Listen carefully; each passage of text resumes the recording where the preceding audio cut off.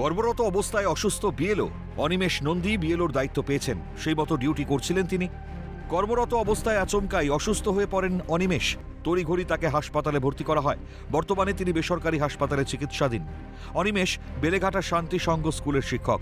আগে থেকেই অসুস্থ ছিলেন, সেটা ঊর্ধ্বতন কর্তৃপক্ষকে জানানোর পরেও রবিবার জোর করে তাকে ডিউটি করতে বলা হয়েছে বলে তার স্ত্রীর দাবি। রীতিমতন চাপ সৃষ্টির অভিযোগ পরিবারের। অনেক দূর থেকে আমি অনেকবারই বলেছিলাম জিনিসটা কাটানো, যে কোনোভাবে কাটানো হয়নি।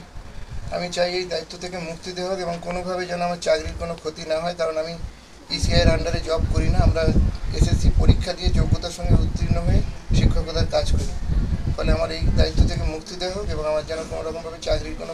আজ 15 দিন তারা একটানা ডিউটি করছে, তাদের খাওয়া নেই, ঘুম নেই, তাদের এতটুকু রেস্ট দেওয়ার প্রয়োজন কেউ মনে করছে না। এক্ষুনি এই কাজটা করতে হবে, কি 90% দেখাতে হবে, 95% দেখাতে হবে।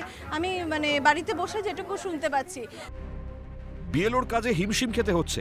ঊর্ধ্বতন কর্তৃপক্ষের তরফে বিএলওদের ওপর চাপ সৃষ্টি করা হচ্ছে বলে অভিযোগ। সমস্যায় পড়ছেন বিএলওরা, অভিযোগ জানাচ্ছেন, আর তার জন্য দীর্ঘক্ষণ কাজ করতে হচ্ছে এবং মানসিকভাবে তারা বিধ্বস্ত হয়ে পড়ছেন। এবং আজকে একজন বিএলও তিনি অসুস্থ হয়ে পড়েছেন, তাকে বেসরকারি হাসপাতালে নিয়ে আসা হয়েছে এবং আইসিইউতে তিনি চিকিৎসাধীন। এবং যারা বিএলওরা রয়েছেন তারা ক্ষোভে ফেটে পড়ছেন। আমাদের উপর যে মানসিক চাপ দিয়ে কাজ করানো হচ্ছে এবং আমাদের প্রপার গাইডলাইন আমাদের দেয়নি।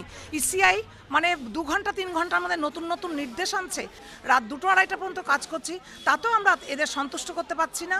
আমাদের হায়ার অথরিটি থেকে প্রচণ্ড চাপ দেওয়া হচ্ছে, যেই চাপ আমরা নিতে পারছি না। আস্তে আস্তে তো এইটা আমার মনে হয় কর্তৃপক্ষের একটু ভেবে দেখা উচিত।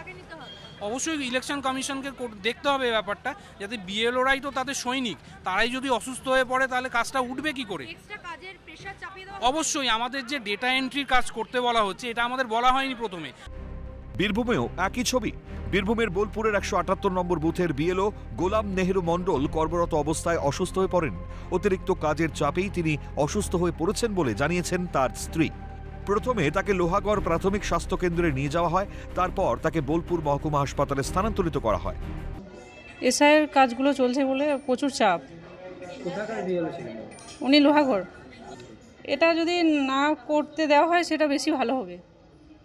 টেনশনের মধ্যে দিয়ে যাচ্ছে, তো প্রচণ্ড টেনশন নিয়ে ফেলেছে। আমার নাম সোনাহারা খাতুন। এসআইআর এর পরিণতিতে শুধু মৃত্যু নয়, রীতিমতন মানসিক চাপের কারণও হয়ে দাঁড়িয়েছে। অভিযোগ এমনটাই, এসআইআর লাগুর পর বিএলওরাই নির্বাচন কমিশনের সৈনিক। তবে তারাই যদি অসুস্থ হয়ে পড়ে, সেই দায়িত্ব সামলাবে কারা? তাদের অসুস্থতার সেই দায় কার? ক্যামেরায় সায়ন্তন চক্রবর্তীর সঙ্গে রেশমি দাস ও অমরনাথ দত্তের রিপোর্ট, ক্যালকাটা নিউজ।